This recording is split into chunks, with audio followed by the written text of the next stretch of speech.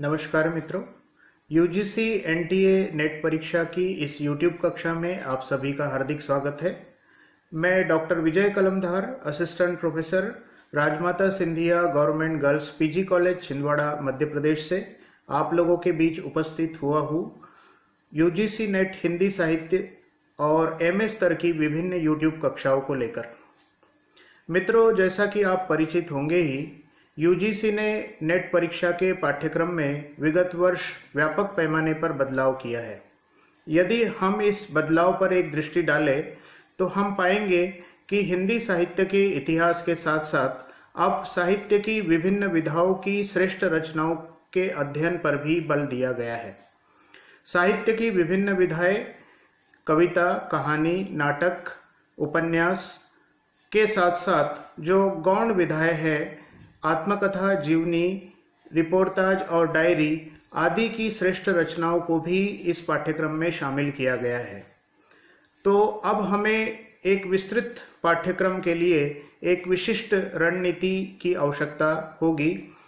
विभिन्न रचनाएं जो पाठ्यक्रम में शामिल की गई है, संख्या की दृष्टि से देखें तो अत्यंत अधिक है और जब तक हमारी निगाह से वो नहीं गुजरेगी तब तक इसकी बारीकी से हम अवगत नहीं हो पाएंगे।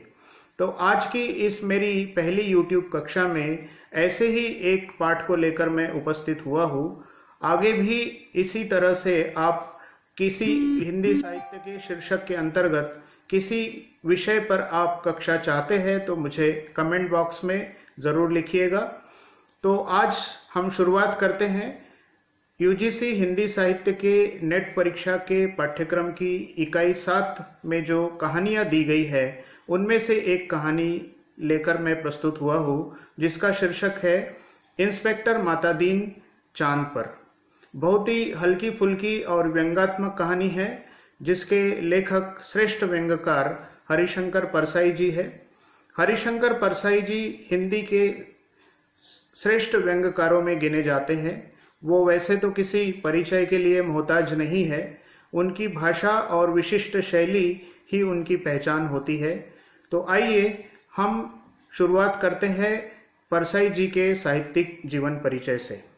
हरिशंकर परसाई जी का जन्म मध्य प्रदेश के होशंगाबाद जिले में इटारसी के निकट जमानी नामक ग्राम में 22 अगस्त 1924 को हुआ था।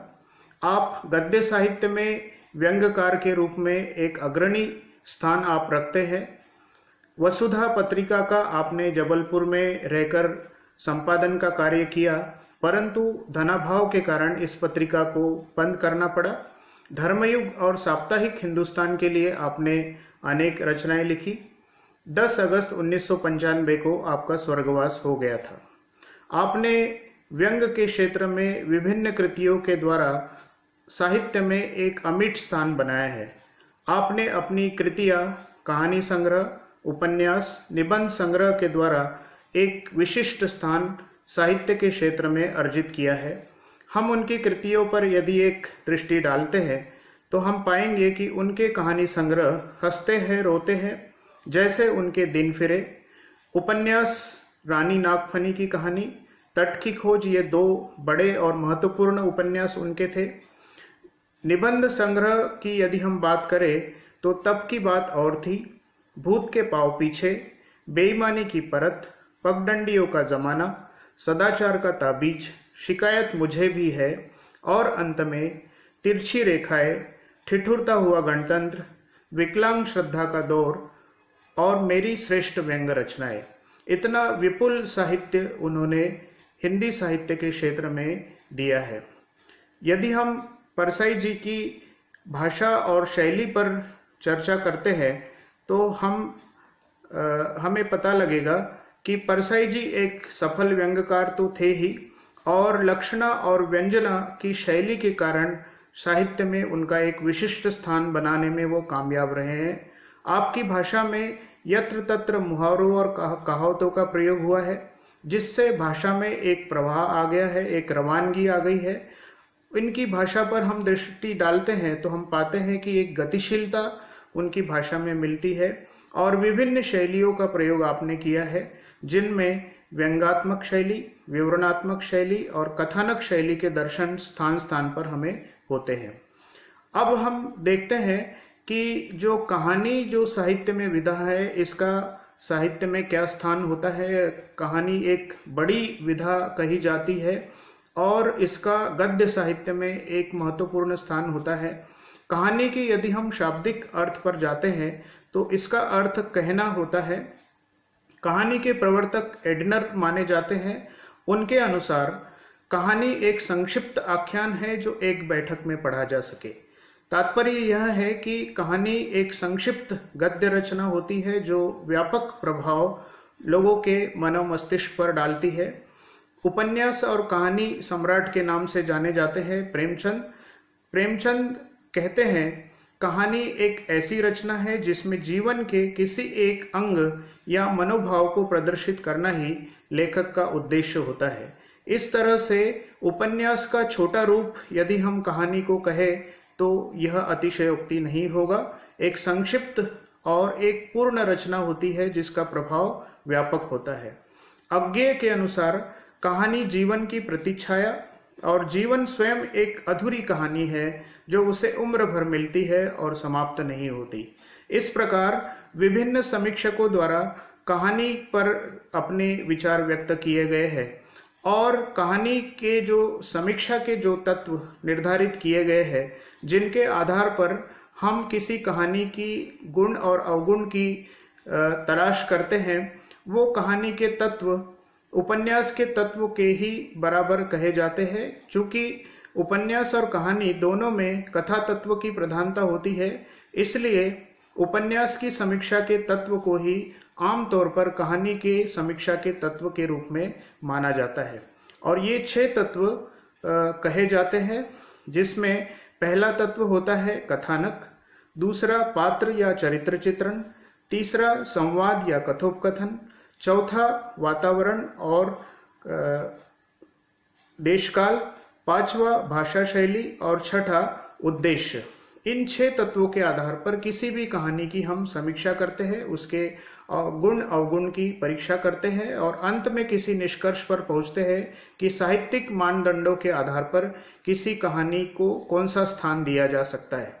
अब यदि हम कहानी के भेदों की बात करें तो विभिन्न शिल्प, विषय वस्तु और कथानक आदि के आधार पर कहानी के विभिन्न भेद किए जाते हैं।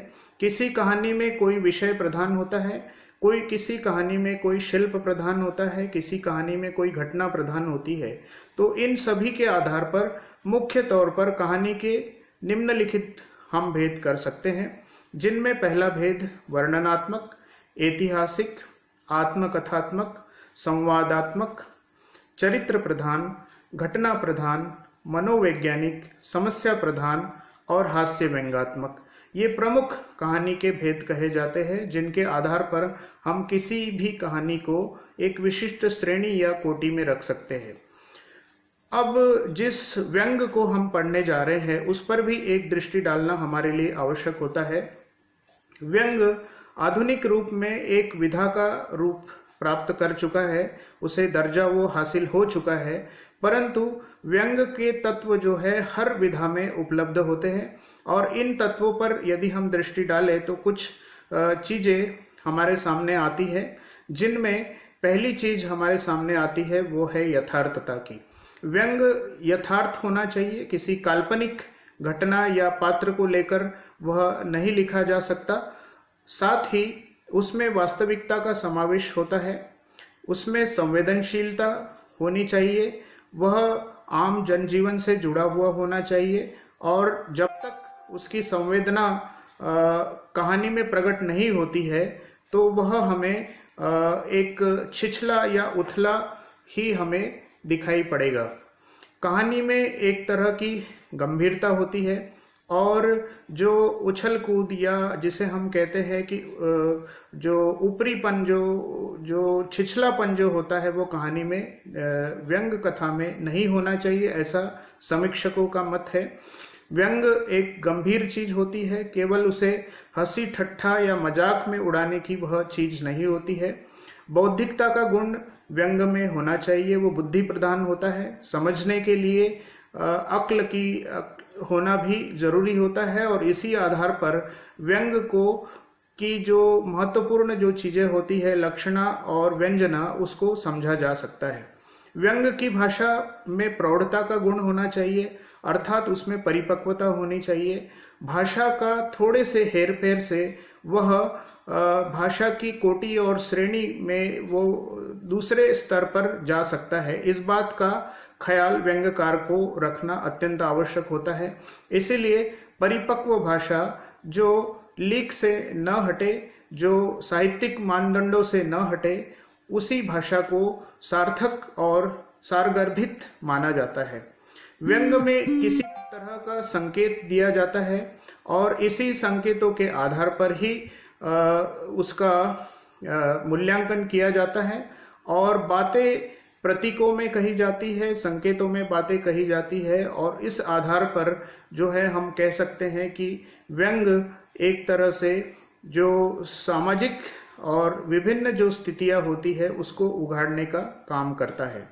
व्यंग के लेखक के लिए तटस्थता का गुण आवश्यक माना गया है, क्योंकि जब तक स्वतंत्र विचार शैली नहीं होगी, निरपेक्ष विचार शैली नहीं होगी, व्यक्ति द्वारा लिखा गया व्यंग जो है एक तरफा होने की संभावना बनी रहती है।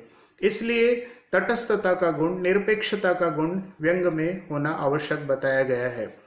फंतासी, जिसे हम अंग्रेजी के साहित्य में जो आया हुआ तत्व है, उस तत्व को कल्पना लोक से हम जोड़ते हैं।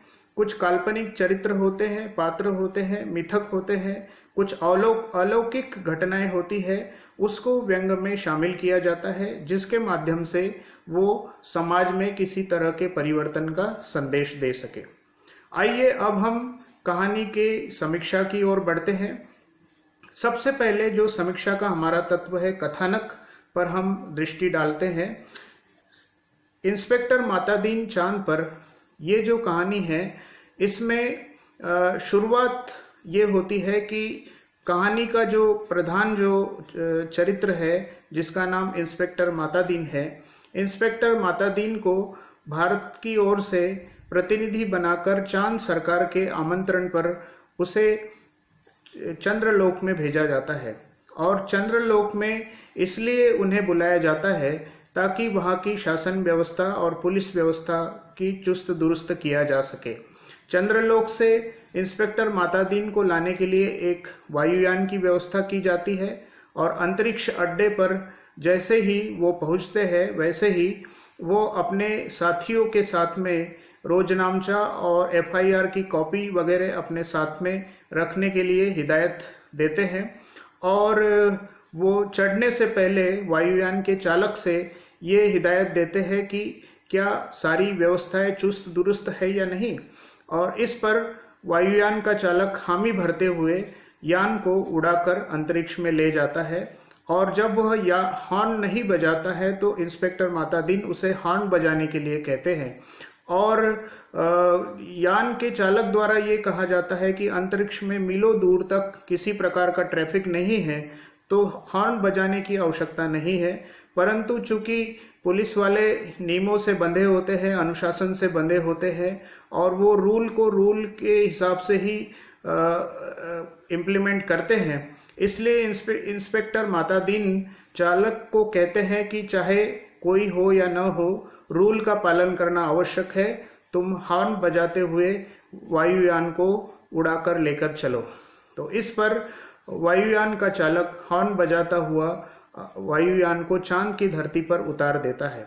इस प्रकार वहां पर इंस्पेक्टर मातादीन को रिसीव करने के लिए कुछ पुलिस अधिकारी वहां पर पहुंचते हैं, परंतु इंस्पेक्टर मातादीन जब उनके वर्दी पर लगे हुए किसी प्रकार के फीते को नहीं देखते हैं तो वो एड़ी मिलाना पसंद नहीं करते हैं।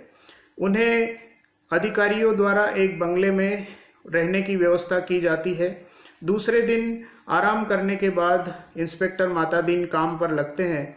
सबसे पहले इंस्पेक्टर मातादीन IG से मिलते हैं और कहते हैं कि आपके यहाँ पुलिस लाइन में हनुमान जी की मूर्ति नहीं है, तो सबसे पहले उस हनुमान जी की फोटो में लेकर आया हूँ, आप उसकी मूर्ति बनाइए और हर पुलिस लाइन में स्थापित कराइए। तो इसके पश्चात इंस्पेक्टर मातादीन मामलों की तफ्तीश करने में लग जाते हैं, परंतु बहुत खोजबीन के बाद भी उन्हें किसी प्रकार की कोई अव्यवस्था नहीं मिलती। और एक बार जब उनका नज़र वेतन के रजिस्टर पर जाती है तो उन्हें लगता है कि चांद पर काफ़ी बड़ी मात्रा में वेतन दिया जा रहा है। तो वो पुलिस मंत्री को ये कहते हैं कि सबसे पहले तो आप पुलिस वालों का जो वेतन है ये घटाइए और फिर आप देखिए किस तरह से पुलिस वालों की व्यवस्था में गतिशीलता आती है, किस तरह से व्यवस्थाएं चाक चौबंद होती है। तो पुलिस वालों की तनख्वाहें घटा दी जाती है और वास्तव में ही कुछ महीनों के बाद ही धड़ाधड़ एफआईआर होने लगती है, नए केसेस सामने आते हैं, क्रिमिनल्स को बंद करके अंदर हवालात में कैद किया जाता है। तो इस तरह से व्यवस्था में परिवर्तन देखने को मिलता है। और इंस्पेक्टर मातादीन किसी केस की छानबीन करना चाहते हैं तो उनके सामने शीघ्र ही एक केस आता है जिसे वे मॉडल केस के रूप में पुलिस वालों को वहां की व्यवस्था को चुस्त दुरुस्त करने के लिए समझाना चाहते हैं। दो लोगों की कहासुनी के बीच में एक व्यक्ति की हत्या हो जाती है। उसे एक प्रत्यक्षदर्शी देखता है और घायल व्यक्ति को अस्पताल लेके जाता है। अब इंस्पेक्टर मातादीन ये कहता है कि जिस व्यक्ति ने उस व्यक्ति को, मरे हुए व्यक्ति की सहायता की थी, उसे पकड़कर लाया जाए। चूंकि उसके कपड़ों पर खून के दाग मिले हैं, इसलिए उसे गिरफ्तार करो और फौरन उस पर केस दर्ज करो। तो इस प्रकार से उसे पकड़कर लाया जाता है जो निरपराध व्यक्ति होता है, और उसके खिलाफ गवाही देने के लिए शहर के कुछ उठाई गिरोह को उठाया जाता है और उन्हें पकड़कर उसके खिलाफ सबूत होने का प्रमाण के रूप में प्रस्तुत किया जाता है। और इस प्रकार से उस निरपराध व्यक्ति को 20 साल की कैद हो जाती है। तो इस प्रकार से चांद में किस तरह से केसेस सॉल्व किए जाते हैं, इसका प्रदर्शन इंस्पेक्टर मातादीन करते हैं और बताते हैं कि हमारे राम राज्य में इसी तरह से केसेस का निपटारा किया जाता है और तुम्हें भी ये सीखने की आवश्यकता है। तो कुछ समय बाद ही पुलिस वालों की तरफ से भी इंस्पेक्टर मातादीन को के कार्य की प्रशंसा की जाती है। सरकार भी खुश होती है और ये चाहती है कि इसी तरह से काम होता रहे, क्योंकि अब सारा माहौल बदल चुका था। अब केस बनने लगे थे और पुलिस वालों को भी ऊपरी आमदनी हो रही थी, तो वो भी खुश थे। परंतु आम व्यक्ति जो है, जो सच्चाई के रास्ते पर चल रहे होते हैं, उन्हें परेशानी होती है और अंत में कुछ महीनों बाद चांद का माहौल बदला बदला सा देखने को मिलता है। कोई भी व्यक्ति घायल व्यक्ति की मदद नहीं करता है। बाप बेटे की बेटा जो है बाप की सेवा नहीं करता है, और इस तरह से हर व्यक्ति एक शंका, एक भय की दृष्टि से पुलिस वालों की तरफ देखता है और एक न्याय का वातावरण अन्याय के वातावरण में बदलता हुआ सा दिखता है, जिसकी प्रतिछाया चंद्रलोक की संसद में भी देखने को मिलती है। और वहां पर एक मीटिंग होती है और मीटिंग में ये कहा जाता है कि इंस्पेक्टर मातादीन ने जिस तरह का माहौल चांद में बनाया है, उससे तो यहाँ की व्यवस्थाएं गड़बड़ाने लगी है, लचर व्यवस्था होने लगी है। तो क्यों न इंस्पेक्टर मातादीन को वापस पृथ्वी लोक में भेज दिया जाए। इस पर इंस्पेक्टर मातादीन से ये कहा जाता है कि आप लौट जाइएगा, परंतु इंस्पेक्टर मातादीन इस पर तैयार नहीं होते हैं और वो कहते हैं कि जब तक मेरा टर्म पूरा नहीं होगा तब तक मैं बिना वेतन के यहाँ पर वेतन मुझे आप भले ही ज़्यादा दे दे, परंतु मैं अपने टर्म पूरा होने के पहले वापस नहीं लौटूंगा। अब गुप्त रूप से चंद्रलोक की संसद द्वारा भारत के प्रधानमंत्री को पत्र लिखा जाता है और उसमें उन्हें बुलाने की गुजारिश की जाती है। इस प्रकार से चंद्रलोक से इंस्पेक्टर मातादीन को वापस बुला लिया जाता है और चांद में जो व्यवस्थाएं हैं अब बदली हुई सी दिखती है, क्योंकि अब वहां पर अन्याय का वातावरण निर्मित हो चुका है। और यहीं पर जो है हमारी व्यंग कथा यहाँ पर समाप्त हो जाती है। अब इस तरह के कथानक पर आधारित कुछ बिंदुओं पर यदि हम दृष्टिपात करते हैं तो हम पाते हैं कि इस कथानक ये जो प्लॉट कहानी का है, इस प्लॉट में पुलिस की कार्यशैली पर करारा व्यंग किया गया है। किस तरह से केसेस को पुलिस वाले सुलझाते हैं और कैसे उनकी शैली और कार्य प्रणाली होती है, उस पर भी एक प्रकार से करारा व्यंग इस कथानक के माध्यम से किया गया है। कार्यालयों की जो लाल फीताशाही है, उस पर भी तीखा प्रहार किया गया है। न्याय व्यवस्था की जो जटिलताएं हैं और इसके माध्यम से जो खामियां और जो अनियमितताएं सामने आती है, उस पर भी प्रश्न चिन्ह खड़ा किया गया है। भ्रष्टाचार की पोल खोलने का प्रयास इस कथानक के माध्यम से किया गया है। समाज में किस तरह से संवेदनहीनता बढ़ती जा रही है, इसको भी लक्ष्य करके इस कहानी का कथानक कहता है। राजनीतिक विद्रूपता का चरमोत्कर्ष इस कहानी में हमको देखने को मिलता है और प्रशासन कई बार अक्षम कैसे हो जाता है, इसका परिचय भी इस कथानक के माध्यम से दिया गया है। धीरे धीरे हमारे नैतिक मूल्यों का क्षरण होता चला जा रहा है, इस कथानक के माध्यम से हमको देखने को मिलता है। अब चलिए समीक्षा के दूसरे बिंदु पात्र और चरित्र चित्रण के ऊपर हम आते हैं। इस व्यंग कथा के प्रमुख पात्र तो इंस्पेक्टर मातादीन ही है, बाकी गौण पात्र के रूप में ही हमारे सामने आते हैं।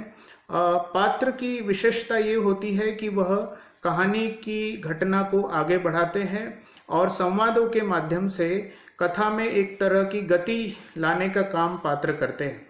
इस कहानी में प्रमुख रूप से इंस्पेक्टर मातादीन, गृह मंत्री, सचिव, पुलिस मंत्री, कोतवाल, मुंशी अब्दुल गफूर, बलभद्र, ये इतने छोटे पात्र हैं और इन्हीं पात्रों के माध्यम से कहानी हमारी आगे बढ़ती है।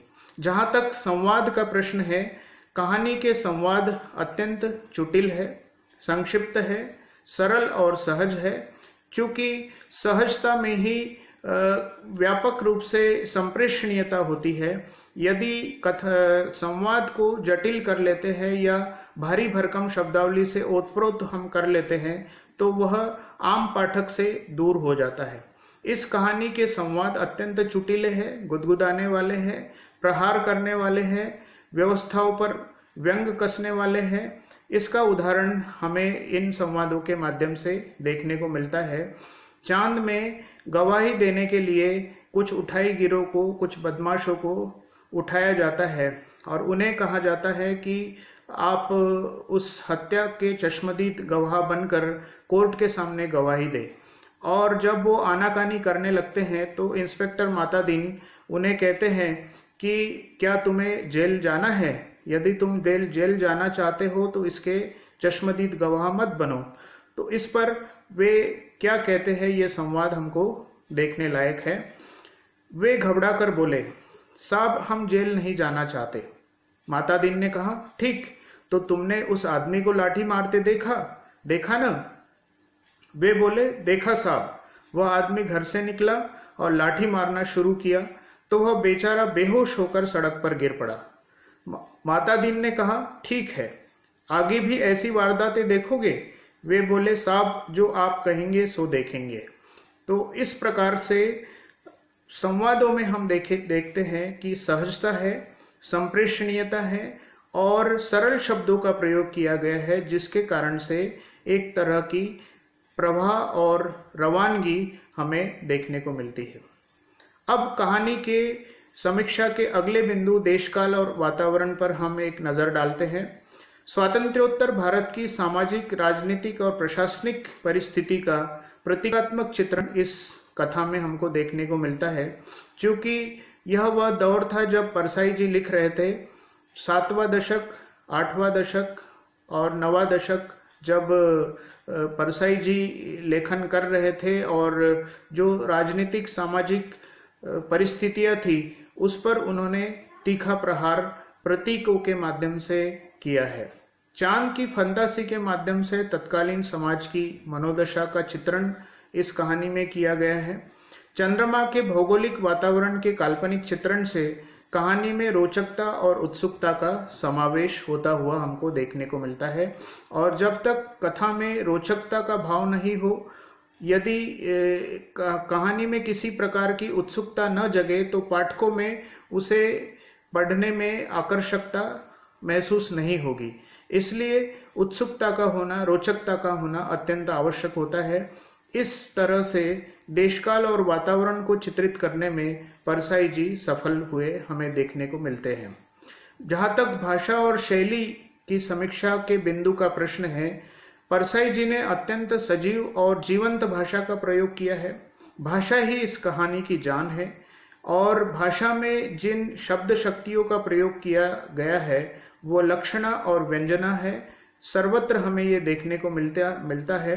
अभिधा में बात सीधी सीधी कही जाती है, लक्षणा और व्यंजना में बात छुप कर कही जाती है, किसी की आड़ लेकर कही जाती है, परोक्ष रूप से बात कही जाती है, वह सामने वाले तक संदेश देने वाली होती है और समाज में बदलाव का एक मार्गदर्शन करने की बात करती है। और इसी वजह से बात हमें गुदगुदाती है, हमें हंसाती भी है, सामने वाले पर प्रहार भी करती है, परंतु वह उससे बच निकलता है। प्रतीकात्मकता और मिथकीयता के माध्यम से लेखक ने कहानी को संप्रेषणीय बना दिया है।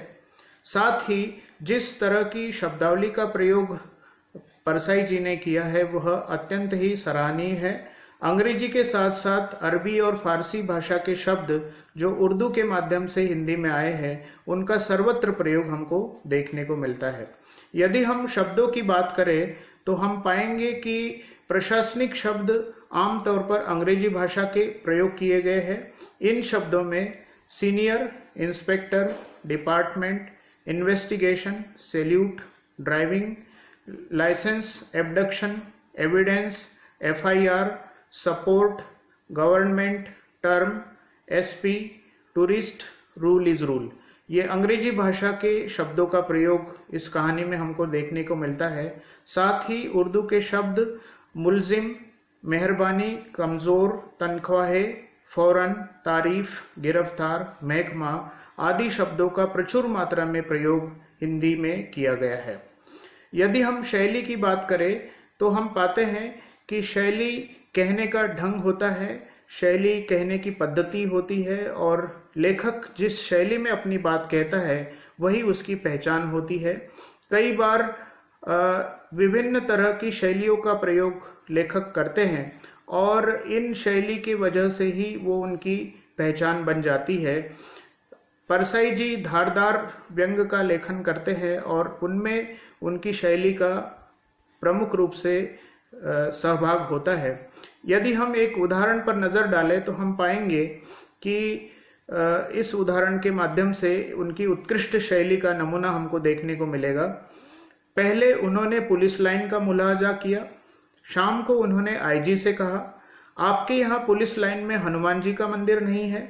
हमारे रामराज में हर पुलिस लाइन में हनुमान जी है। IG ने कहा, हनुमान कौन थे हम नहीं जानते। मातादीन ने कहा, हनुमान का दर्शन हर कर्तव्य परायण पुलिस वाले के लिए जरूरी है। हनुमान सुग्रीव के यहाँ स्पेशल ब्रांच में थे।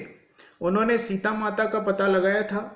एबडक्शन का मामला था, दफा 362। हनुमान जी ने रावण को सजा वही दे दी, उसकी प्रॉपर्टी में आग लगा दी। पुलिस को यह अधिकार होना चाहिए कि अपराधी को पकड़ा और वही सजा दे दी, अदालत में जाने का झंझट नहीं। मगर यह सिस्टम अभी हमारे रामराज में भी नहीं चालू हुआ है।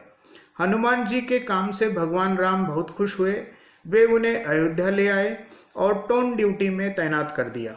वही हमारे आराध्य दैवत है। मैं उनकी फोटो लेते आया हूँ। उस पर से मूर्तियां बनवाइए और हर पुलिस लाइन में स्थापित करवाइए। थोड़े ही दिनों में चांद पर हर पुलिस लाइन में हनुमान जी स्थापित हो गए। तो एक ये उनकी उत्कृष्ट शैली का नमूना हमको देखने को मिलता है। वो बात संकेतों में कहते हैं और इन संकेतों के माध्यम से समाज में किसी तरह के बदलाव का संदेश देते हैं। कहानीकार का उद्देश्य वास्तव में यही होता है कि जो वो कहना चाहता है वो लोगों तक पहुंचे और इस उद्देश्य में परसाई जी सफल होते हुए से हमें देखने में मिलते हैं।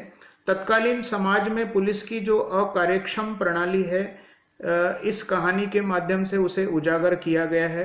आमतौर पर हम देखते हैं कि पुलिस वाले चीज़ों को उलझा देते हैं या चीज जो सरल होती है उसे ज़्यादा क्लिष्ट बना दी जाती है, वो हमारी सिस्टम का अंग बन जाती है। तो इस तरह से संपूर्ण सिस्टम के द्वारा जो अनियमितताएं उजागर होती है उसका सजीव चित्रण इस कहानी के माध्यम से हमको देखने को मिलता है। परसाई जी पौराणिक पात्रों का भी उपयोग करते हैं और प्रतीकात्मक ढंग से कमियों को आईना दिखाने का काम किया जाता है। गुदगुदाते हुए हमारी व्यवस्था पर तीखा प्रहार करना इस कहानी का उद्देश्य रहा है। फंतासी का शिल्प एक ऐसा शिल्प होता है जिसके माध्यम से चीज़ों को उजागर किया जाता है और जो प्रतीक या फैंटेसी के माध्यम से चीज़ें लोगों के सामने आती है वह व्यवस्था में बदलाव की ओर संकेत देती है। इस शिल्प के माध्यम से व्यवस्थाओं पर कुठाराघात किया गया है। इस कहानी का मुख्य उद्देश्य यही है कि समाज में जो प्रचलित कुरीतियां है या अक्षमता है या प्रशासनिक, राजनीतिक, सामाजिक स्थितियों में जो कमियां देखने को मिलती है उन कमियों पर एक तरह से प्रहार किया जाए और समाज में बदलाव का संदेश दिया जाए। तो इस तरह से हम देखते हैं कि यह कहानी इस बदलाव का संदेश देने में पूरी तरह से कामयाब होती हुई हमको नजर आती है। तो इन 6 बिंदुओं के आधार पर हमने इस कहानी की समीक्षा की और समीक्षा के इन्हीं बिंदुओं के आधार पर किसी कहानी को उच्च कोटि की या निम्न कोटि की हम घोषित करते हैं।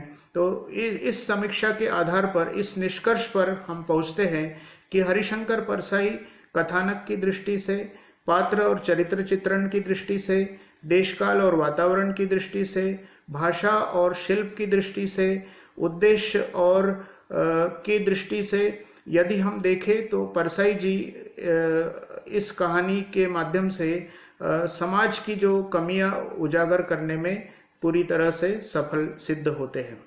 तो मित्रों, इस प्रकार से आज की यह कहानी हम यहीं पर समाप्त करते हैं और आप कमेंट बॉक्स में लिखिएगा कि आप किन विषयों पर पहले कक्षा देखना चाहते हैं और साथ ही चैनल को सब्सक्राइब कर लीजिए ताकि नए आने वाले वीडियोस आपको सबसे पहले मिलते रहे। बहुत बहुत धन्यवाद।